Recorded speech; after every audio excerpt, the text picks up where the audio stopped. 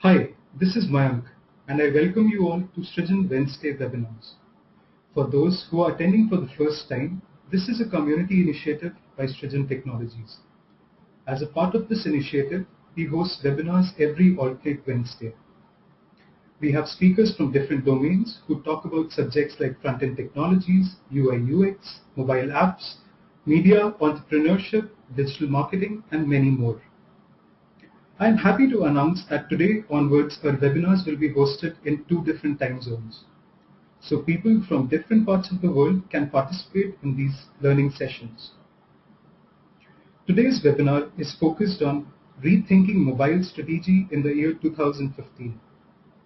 In the first 40 minutes, the speaker will talk about how should one go about gearing up their mobile product and design strategy for 2015. The last 15 minutes will be for a Q&A round. I request you all to please type in any questions that you have during the presentation, and our speaker will take them up towards the end of the webinar. I'd now like to introduce our speaker for today's webinar.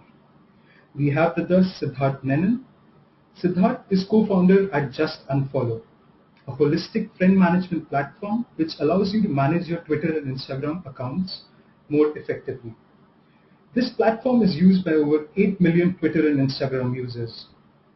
Before Just Unfollow, Siddharth founded 3grams and Just Migrate, and has over 8 years of experience, primarily in product growth, UX, business, and entrepreneurship. Thank you for joining us, Siddharth. So without taking up any more time, let's get started. Siddharth, over to you.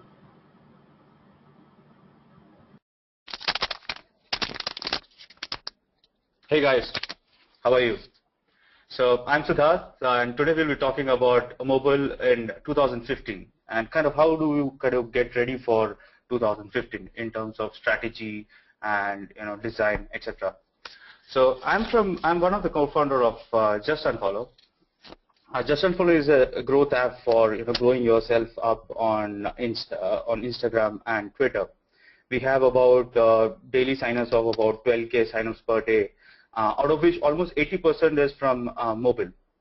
We are obviously exploding with features, but again, that's also a bad side of we are kind of reaching our own design limitation to scale ourselves in terms of adding more features.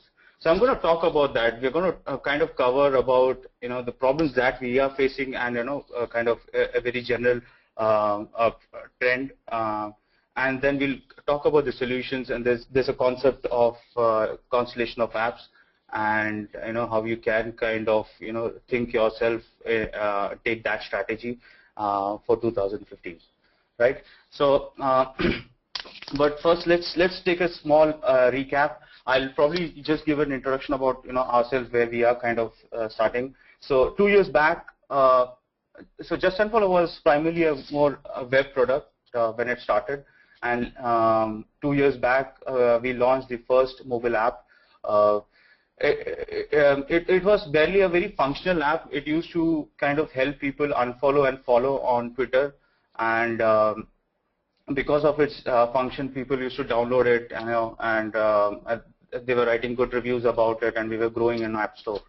And secondly, the design was not well made. Like probably if you look at today, it might look very ugly, but essentially because it was very functional, we were getting good downloads. And then almost a year back, we completely redesigned the whole interface, and we kind of optimize it for adding new features, what we planned for in next 1 year. And in just 1 year, we're almost at that stage where the current design itself has reached its own limitation, where we can't even kind of add new features in. So if you try to add new features in, the adoption rate would kind of come down. And since almost 2 or 3 months, we've been kind of researching over it, how to kind of solve this problem. And we were researching on many aspects of it, the design aspect and the UX aspect, and making sure we kind of grow in all these with all these features, and we have more active users.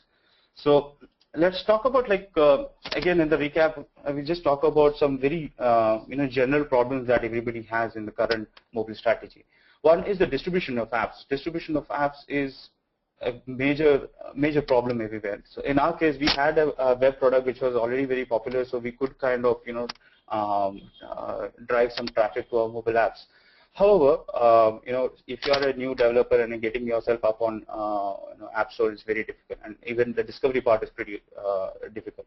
So I'm just the whole presentation is about all non-game apps and not focusing on game apps. So position your App Store position makes a lot of difference in terms of your downloads, acquisition, user acquisition. And in our case, the name restricts us because even though we are just unfollow, essentially in last 1.5 years, we have more features than just unfollow. We have more growth tools to kind of grow yourself up. And the current app itself does not justify for what all we do, and that has become a big problem for us. So that's one of the problem. And then again, big becomes bigger. So this is something has been always also a problem. Like if at all you are a big app and you have good reputation, you have good downloads, and you fall under those 50 to 150 top apps, the chances are the whole because of the rating loop, you kind of again stay there, and it's very difficult for somebody new to kind of challenge that position and kind of come up on the App Store for that function.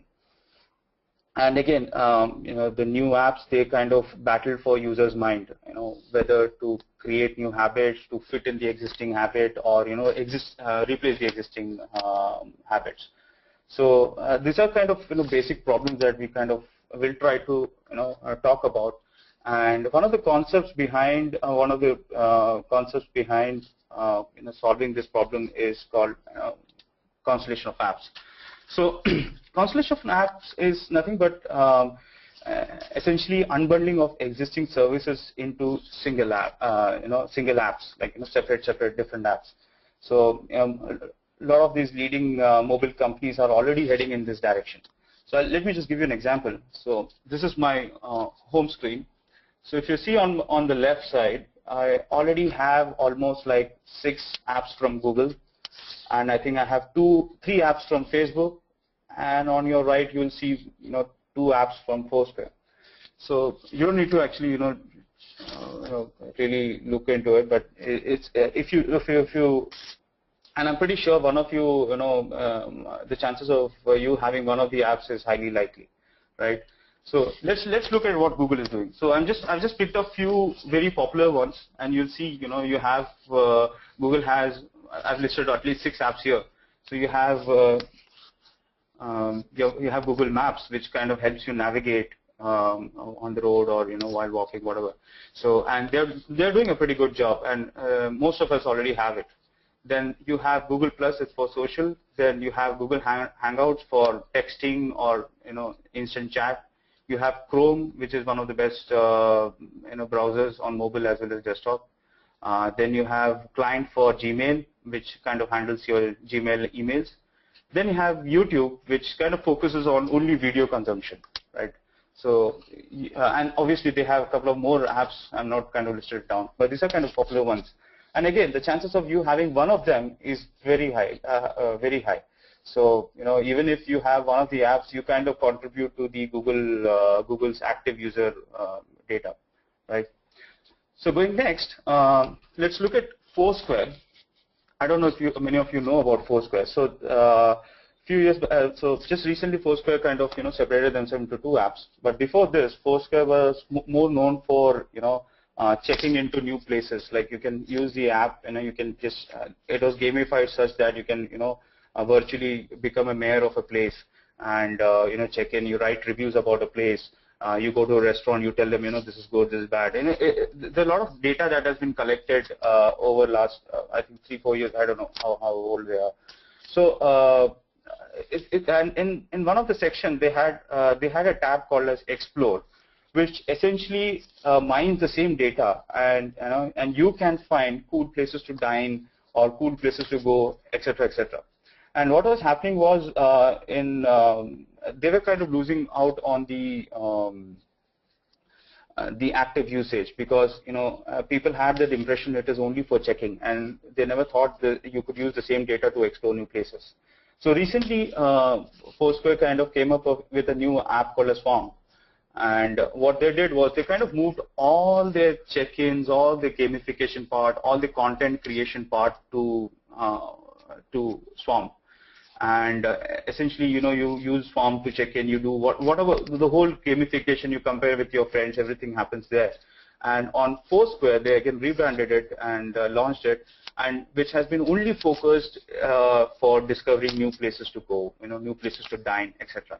And this has been a very good example across industry, and people have been talking about it, taking this example. And we see a trend here where big apps are kind of splitting themselves into more functional and more focused apps. So this is Foursquare. Then a brief example of Facebook. You have Facebook, the app, the main app. Then you have Facebook Chat. They had unbundled themselves into Chat and Facebook. So if you want to just chat, you can use that. Then you have Instagram. Even though Instagram is owned by Facebook, right now there's no very deep integration, but obviously they have they started with sign up with Facebook in Instagram. And then you have WhatsApp. In WhatsApp, I saw Facebook only on one screen, where you can kind of sync your profile image or sync your data by signing in with Facebook. So that's the very basic integration. But in general, if you think about from Facebook point of view, even though they were not very strong on mobile, by just acquiring startups like Instagram and WhatsApp, they are able to kind of conquer the mobile space, right?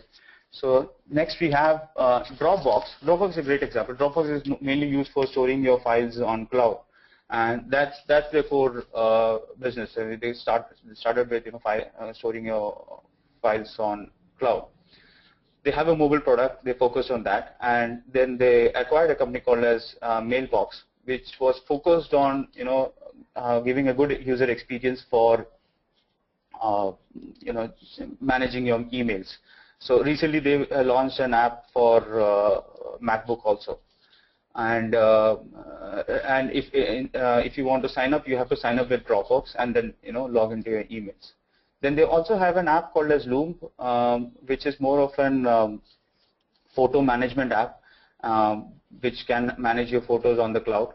And I'm pretty sure right now it's not very popular, but I'm pretty sure Dropbox has some plans for this, long-term plans for this. Then you have Twitter. Twitter, currently I only know about Vine, which they had acquired, and which is focused on video sharing, short video sharing. And then you have Twitter itself. Then you have Yahoo. So Yahoo has been acquiring a lot of small mobile startups. And currently, nothing big has kind of come up, but I'm pretty sure they're kind of working on something really cool, and it should come out very soon. As such, Yahoo Core is focused on small apps like weather, news, etc. Very functional. Then they have Flickr, and it's a big community. Flickr and Tumblr is a very big community, and they've kind of acquired them. And yeah, so this is how Yahoo is kind of dividing themselves and creating a constellation of apps, where in your home screen the chances of you having one of the app icons is highly likely, right? Then you have Apple. So so currently what Apple has is they have directly brought out their desktop apps to their mobile mobile phones, but they have been acquiring a lot of startups. And rumor has it, they'll probably come up with more cool apps in future. So this was kind of a brief about what companies are doing, mobile companies are doing, how they're strategizing on constellation of apps and how they're trying to get it up. And essentially, if you think about it, what is constellation of apps? It's apps. So apps are like functions, and we are looking at a functional organizer. So each app kind of focuses on a certain function, and they do it right. And you have collection of all these functions, which is your which becomes the organizer, right? So, some of the advantage of having constellation of apps is, it breaks the complicated problems of feature-rich apps into small things. You like, for example, we took the example of Foursquare, which had both the features of finding cool places as well as creating content or becoming mayors. But when both of them were together, they were not able to refine it well. They were not very sure, whether to position themselves as a discovery app or an check-in app. So this kind of breaks that, and you can fine-tune both the apps. Now, if you look at the UX of Swamp, it is much different, and the identity is much different than what Foursquare is. So you have the freedom, and then you can divide and rule, right?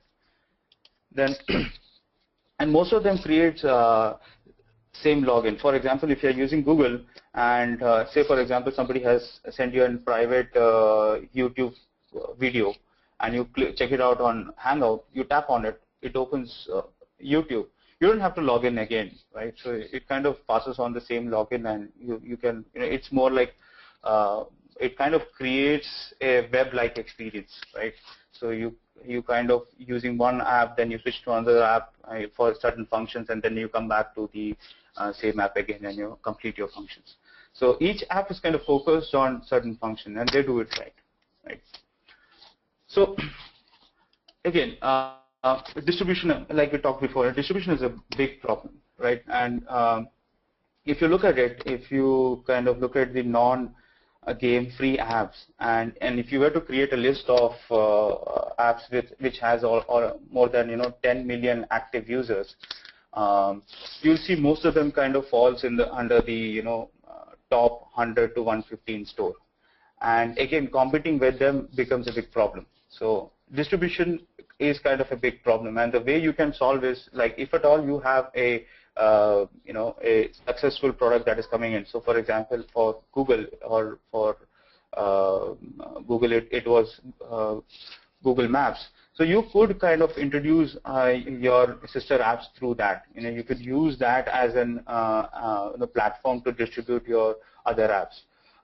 But currently, we have not seen any big companies, very aggressively doing this. But we have seen Foursquare doing this, and they were able to get good downloads for Swamp to set up the whole Swamp network. So then,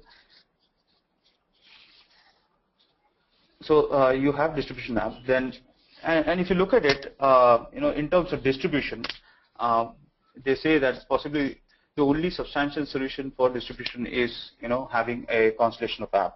So whoever has a bigger constellation of apps, like having small apps, the chances of they be able to distribute new apps is much more higher. And you essentially don't only rely on App Store. You can kind of go around the App Store leaderboard traffic jam. You can go around that and focus on getting your apps through your existing channels. And again, like we said, big becomes bigger, so you can kind of compete with them, right? So few of the examples in terms of UX, how they're kind of trying to stitch the two apps together. So this is a very base integration. So on your left, you have the same photo that has been posted on Facebook. So if you click on options, you see open an Instagram. And when you open Instagram, if you look on top, you have a small button which says, on the title, touch back to go back to Facebook.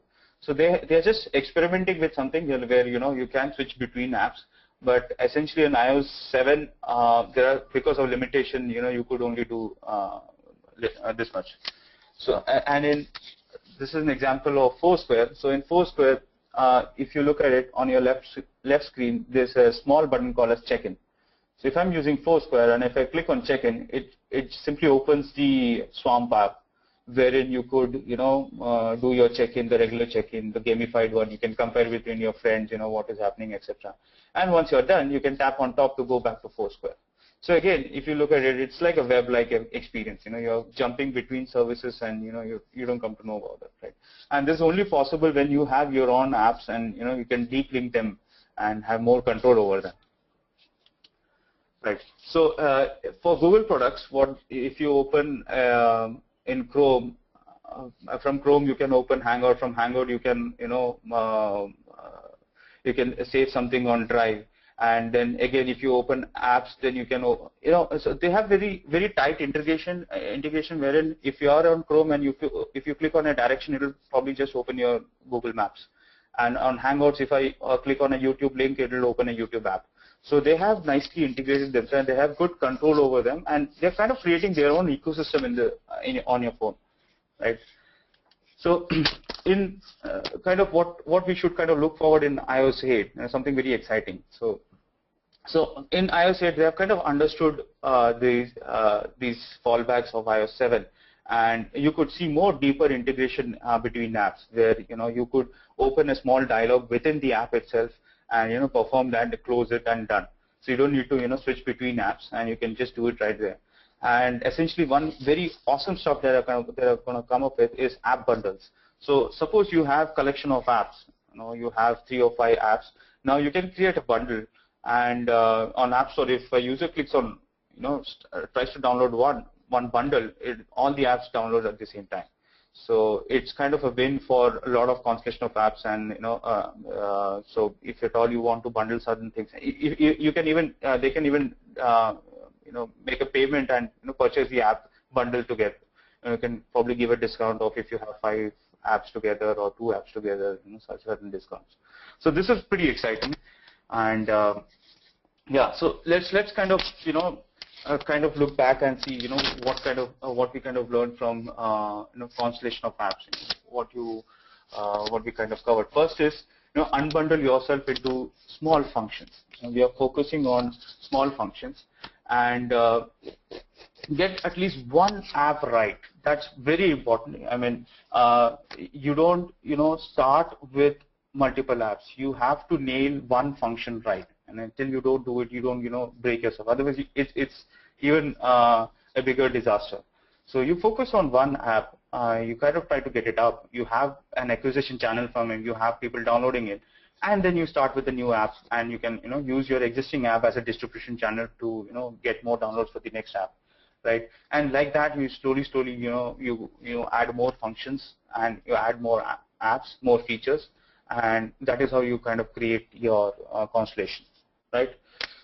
You could either acquire apps, or you could build on your own. So that's one of the strategies.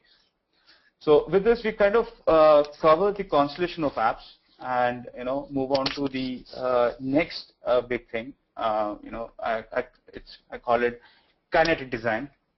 It's still under development. This is a UX system. We kind of we're still developing, and we're trying to understand. And there's a lot of thought process around it. I wish I had better screens to kind of express this out, kind of to show you guys. So just moving to the next slide. So the whole focus about kinetic design is mind mapping the interface flow with motions. So when you have users using your product, when they're going from one screen to other, it's very easy to get lost, and and especially when you're adding more features, it's very difficult to have the map in your head. And this is very unconsciously, people always map this in their heads, right? Even if today you were to use a product and I were to ask you, how do you do a task, a certain task, you would know, you just click this and then go inside and do that. And all these things are already there. We're just trying to create a system out of it and making more sense out of it, so that we are able to implement it much better. So right motion would lead to right actions. So the whole idea is you are supposed to take a user from his expectation to gratification, and that's like a shortest path to gratification. And if you have the right motions, I'll explain about this. So if you have the right motions, we kind of we are kind of leading the user to take an action, right? And again, we'll talk about grace ahead. So let me just show an example. So in this, don't look at the content, just look at the I'll just start the animation, right? So don't look at the content, just ignore the content exactly, but imagine you're kind of progressing in the screen, right? Suppose you are using an app to check into a place, or booking your ticket, or for example, Instagram post.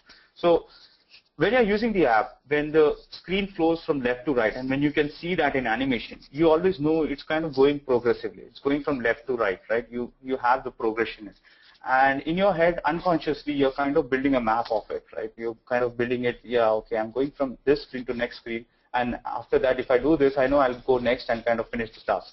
So I didn't get a very good animation, but I got this online. I thought I would share with you guys to kind of explain the kinetic animation here, like, and the transition from one screen to there, where we kind of show a motion from one screen to next.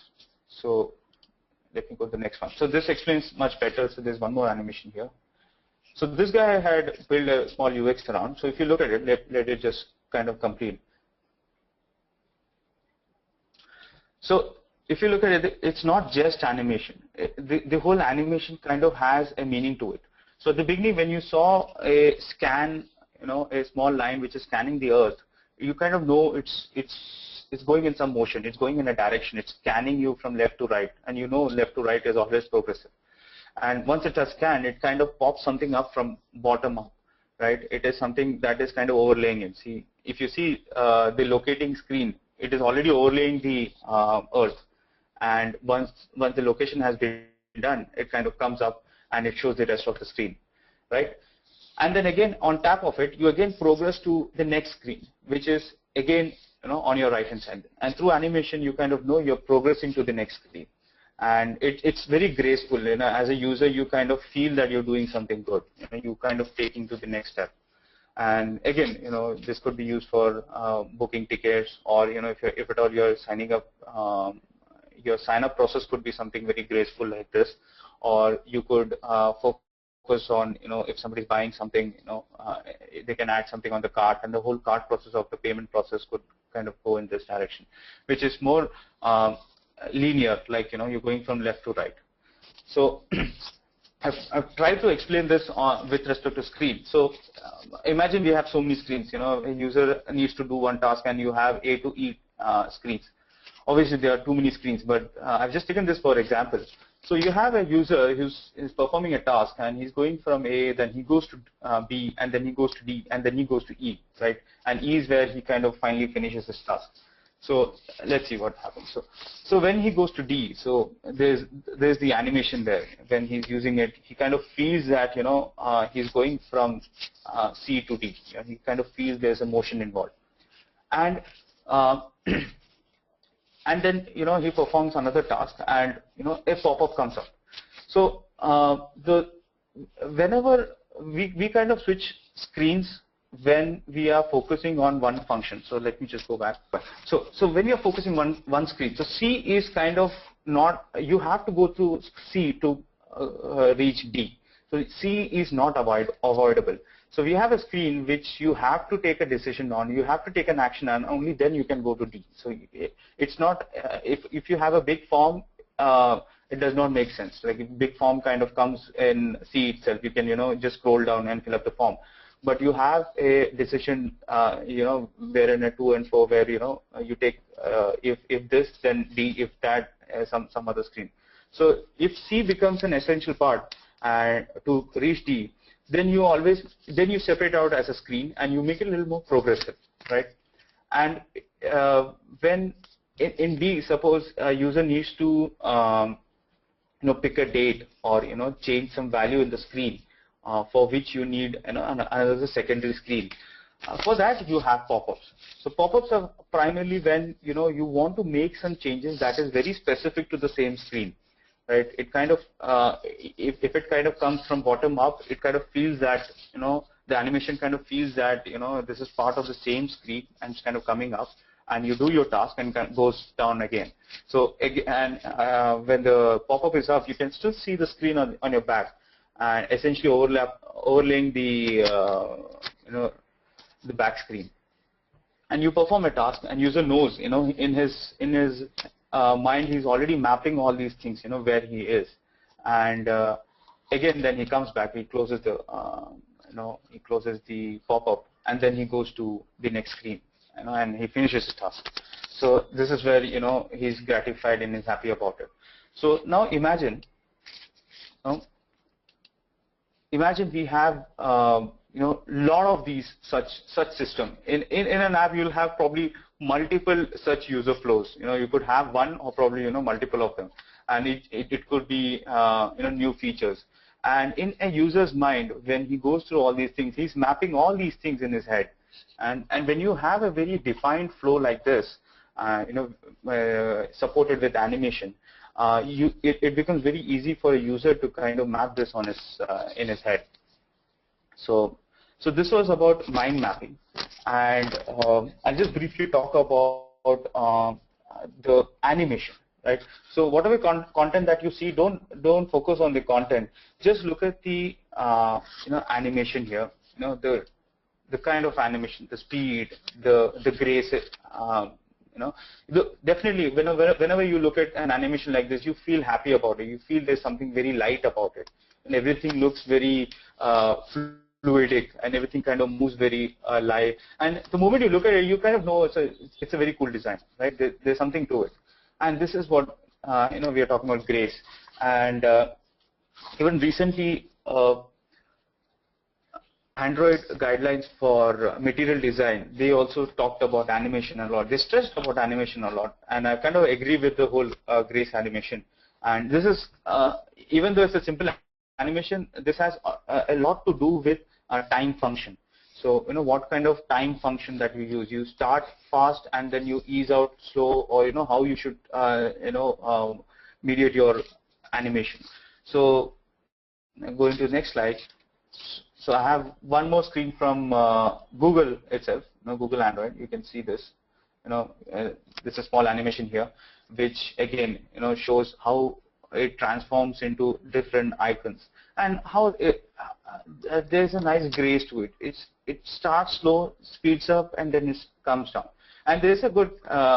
You guys should definitely go and check out guidelines for material design, where they have focused on the time function, what your time function should be, and you'll get a better understanding about it. So if at all this was pretty linear, you would not probably like this. It would have been not so graceful.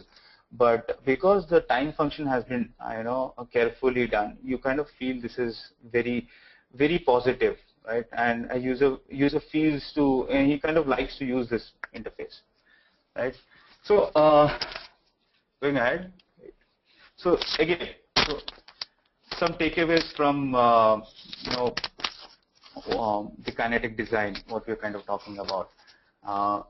We had kind of focused on building functional apps to get visibility on the apps, right? And focus on meaningful animations. So animations can be anything. You can always animate from left to right. You can get a shake in between your UX flow. You can blur something out. But using the right animation is very critical, and you can see more and more new apps are kind of doing it right, where it's pretty graceful, and the animation itself kind of supports the whole mind mapping process of where the screens are, and it kind of essentially even though unconsciously user kind of feels that the app is very easy to use.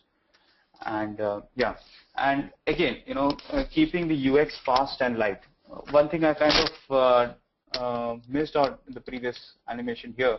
So if you look at the animation, the general the animation is very fast. If you look at it, the usual maximum animation time that it takes is somewhere about 50 to 100. So if you are planning to do some animation, try to do it within this range. It makes the user feel that everything happens very fast, and you can start slow, go fast, and then slow down quickly, and everything in 100 ms or maybe 50 to 100 ms. There's something you'll have to tweak. If at all it's a big screen, then probably you have to increase the speed.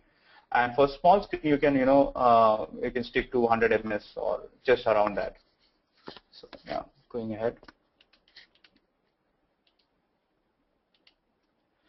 So yeah, so the whole idea is to kind of keep the UX light and fast and easy to use.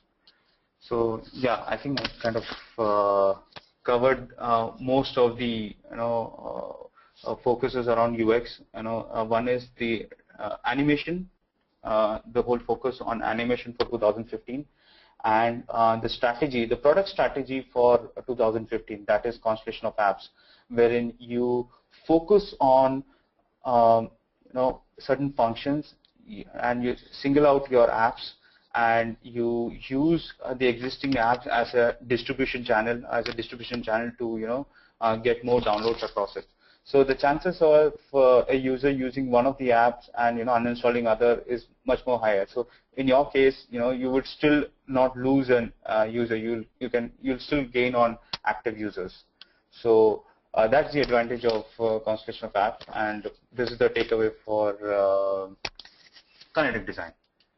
So yeah, I would like to kind of thank Srijan for hosting this, and yes, you guys are awesome. And with this, I kind of cover up two main topics, and I'm kind of open to more questions there. Mike? Yeah. Well, that was a great session. Thank you, Siddharth, for helping us understand these concepts of Constellation of Apps and Kinetic design. I'm sure our attendees would now be able to implement these learnings to create a better mobile strategy. Moving on, I'm sure you guys have a few questions. Please press the raise hand button on your control panel to ask your question using your microphone, or you can type it in the chat box on your screen.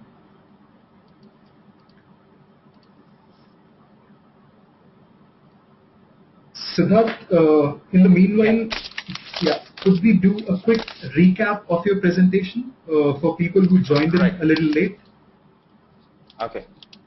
Should I explain or should I just, It'll be great if you can take all of us through the slides and... Okay. Let me just go back. Yeah.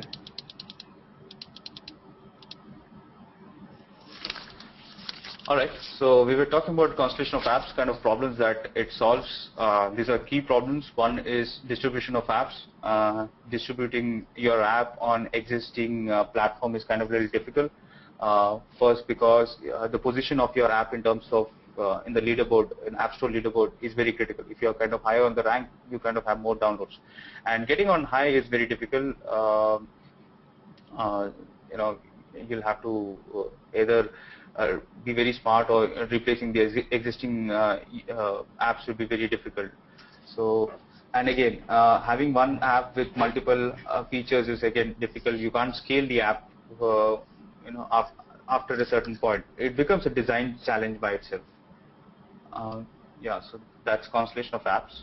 It's just basically an unbundling of existing services into single apps, and then you have my screen, which is the Constellation of Apps, right? If you look at Google Apps, I have almost like 6 apps from Google.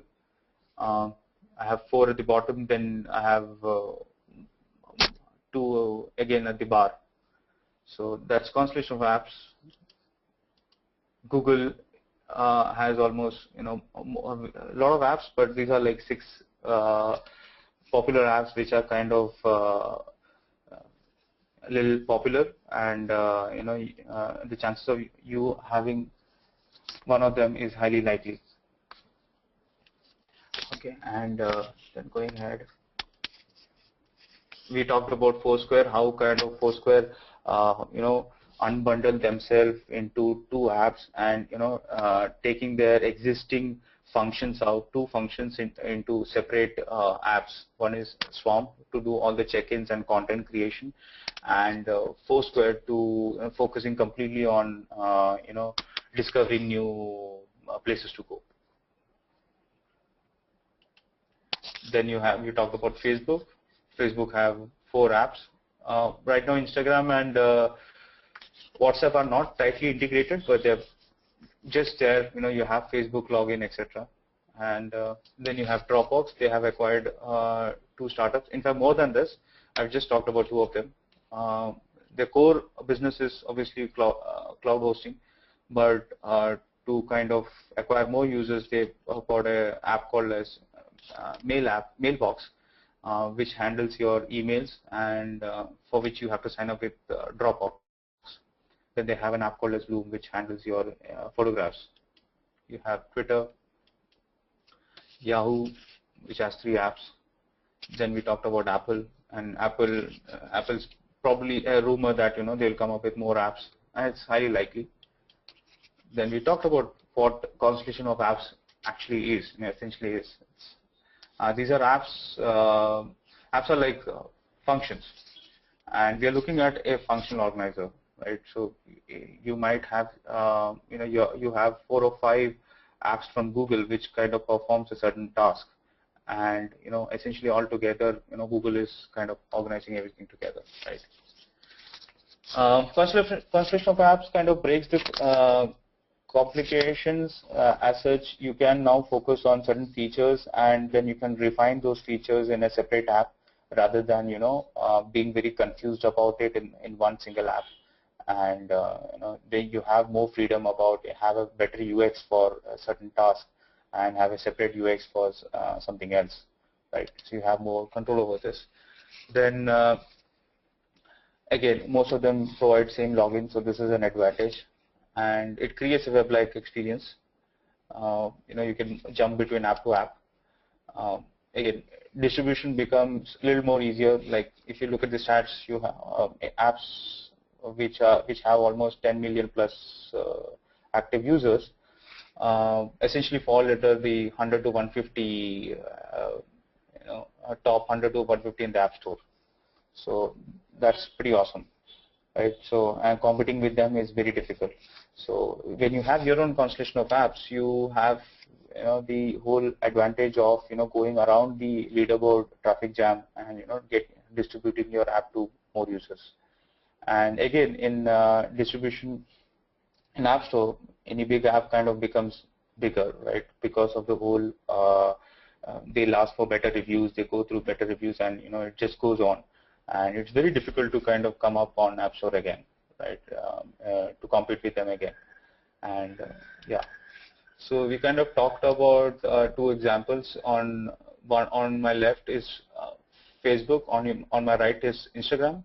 So you have an option on Facebook to go to open an Instagram, and again in Instagram to go back to Facebook.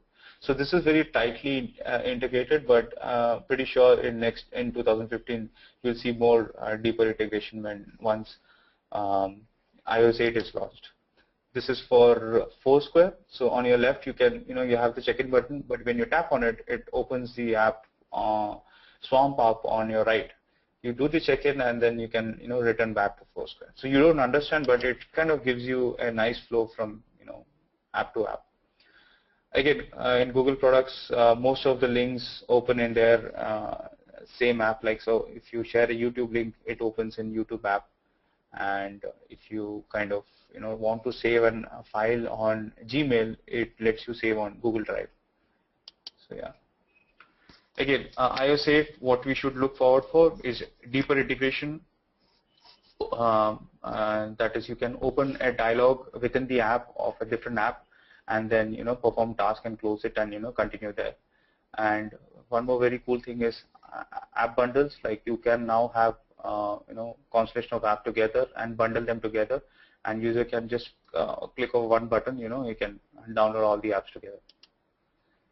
Again, takeaway for constellation of apps, we unbundle them into small functions. Yes, first very important is you should at least focus on one app to get started, get it popular, and focus on acquiring more users. Then you have acquire. Either you can acquire a app or you can build your own apps.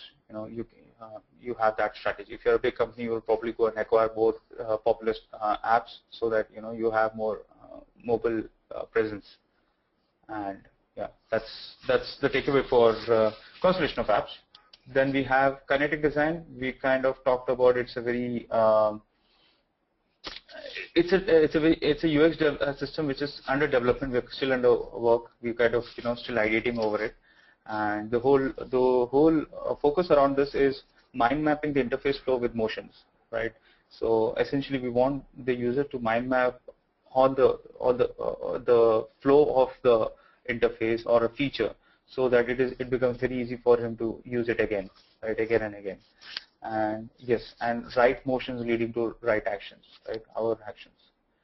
Then we talked about, we kind of demonstrated a small animation where it kind of shows how the screen flows, the animation, the graceful animation, and how kind of, it makes more sense to, visually also, where you kind of automatically map yourself with the screen that, you're going from left to right, as you're always progressing. It's a very positive experience. And again, in this, we are talking about locations. So this app basically finds a location and finds the closest place to go, and a mosque nearby, and and again shows you with respect to time how much time will it take for you to go, or go and attend the prayers. So here again, if you look at the animation, the first screen kind of shows about a line kind of progressing from left to right, and it kind of gives a feedback that something positive is happening, something is going on, and you have an overlay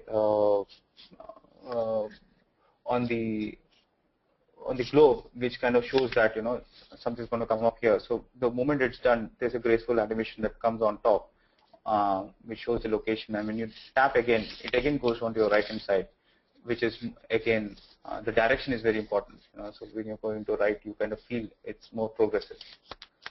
Again, here we talked about the basic animations, like if you had a lot of screens, like if you're going from a simple UX system for one particular feature. So let's talk about one feature where you have to perform all, or you go through all the screens, and each screen is very essential. So for example, screen C is kind of directly dependent upon screen B.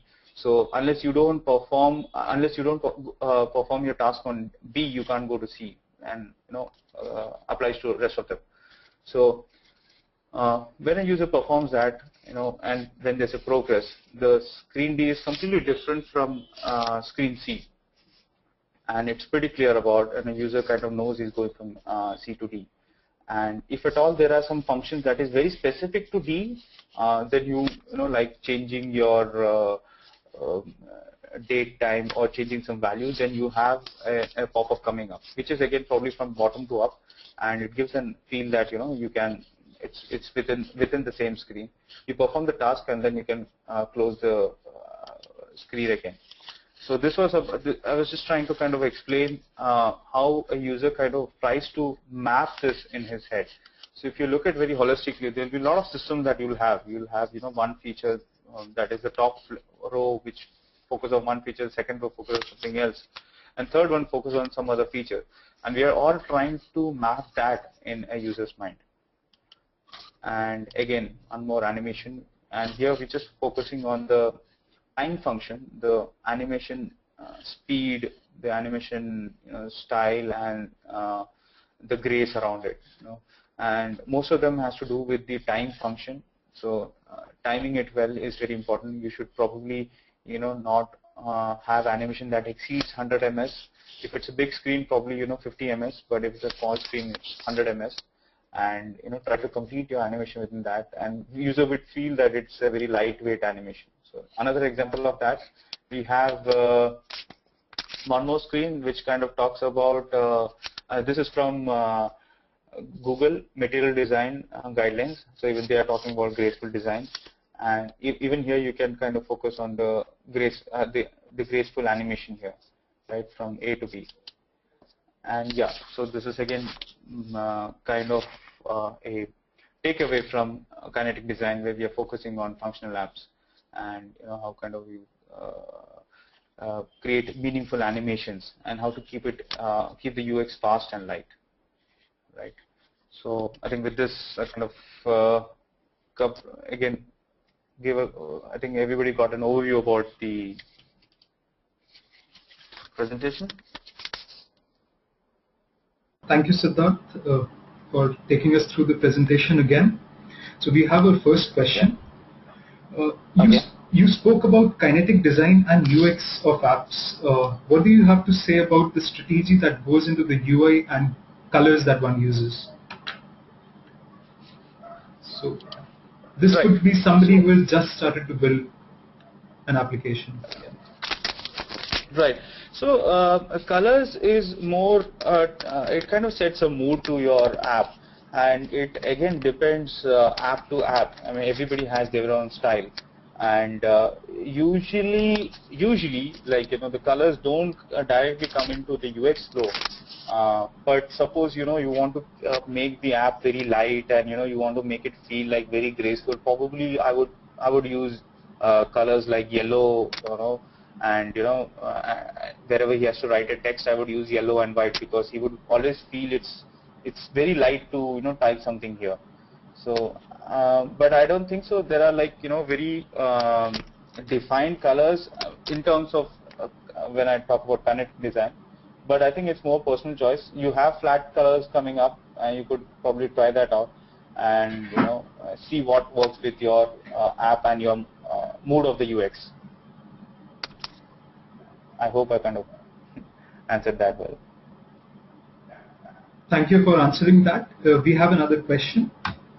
So me and a friend of mine, we build gaming apps, and we try to put a few of them on Play Store. So what should ideally be the first step that we should take in increasing the number of users, number of downloads? Okay, so I'm not very well with gaming apps, but essentially, I mean, to be very frank, I don't know even how the whole gaming industry works, but it's something that I would not be able to kind of give a good answer to that. But talking to a few friends, they just said they used to tell me. So there's one guy. There's an app called Hubrix, which got a good success on App Store. So I was just talking to him, and the kind of strategies that he used was, he used to connect with all these App Store guys on LinkedIn, and then there's a community on LinkedIn there, and then he connected with a forum. I think there's a community online. There's a forum online, where people talk about apps, the gaming apps, a whole gaming forum. I'm pretty sure you probably already know about it. And they kind of get it reviewed by other people, and they talk about it, and that is how when he launched, he got good downloads right in day one, and probably I think they also got featured, so which gave them a good boost. But I'm not very sure about what is the general trend to get yourself up there, because I could probably talk about non-gaming apps, but I'm not sure what gaming apps. All right, thank you, Siddharth. Yeah. So another question: how do you think we should go about this constellation of apps? I mean, I have an app which I've just started to build. How do I get into a mode where I start thinking of other apps that could be linked to this app? Do you have a personal example to share? Yeah, so very important is, first focus on your app. You have to get one app right, which focuses on one function, and users love that. For us, it was unfollow.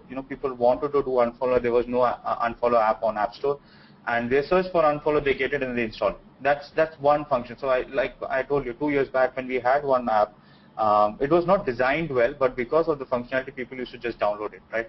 So don't prematurely kind of split yourself up, but again, since you know the concept of Constellation of app, you don't need to fit too many features in your existing app. So make it make it a minimum viable product, which is like very easy to use, which is awesome by itself, which gratifies users. Just focus on that, and when you feel you want to kind of add a feature which may or may not kind of go with your existing app, you can think about probably coming up with a new app.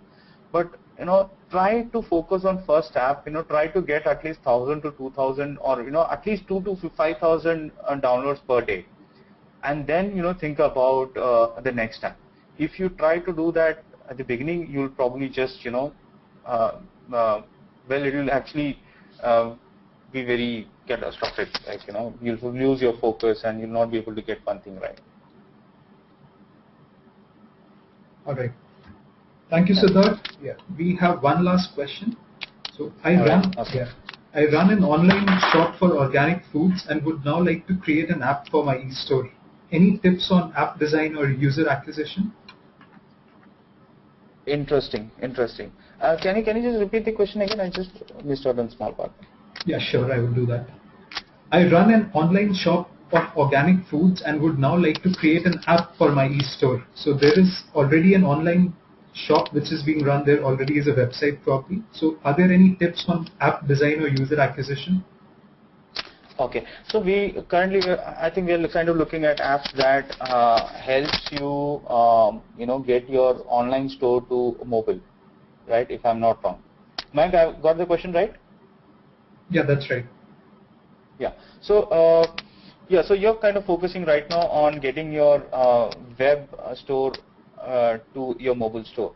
And this is always a challenge because, getting the first users to get your mobiles, the chances of they installing it much is way less. Unless you can probably incentivize them, because, it is much more better to have more downloads because using a mobile app, you can always do a push notification, tell them there is a discount, or you can you can, instead of sending an email, you can just send them an push notification saying your order is pending, or some payment needs to be done, etc. So in terms of the mobile solution, that obviously is, works way better than the web solution. However, getting everybody on mobile will be very difficult. So, in my opinion, it is okay to even incentivize them by offering them discount. If you sign up with mobile, you'll probably get 2% discount. If you install it, if you buy it from the mobile app, you'll probably get, I don't know, depending upon 5 to 10% discount, whatever. So whatever works for you. So you can probably incentivize them, get them to download it, and then you design your app such that through one app they can get in more downloads. So probably focus on referrals, and you get more referrals, you'll get more downloads. But essentially for you right now, I don't think so people are searching for that on App Store. But in your case, people are not searching for your products on App Store. So people would be searching on Google or somewhere else, and they're landing on your page.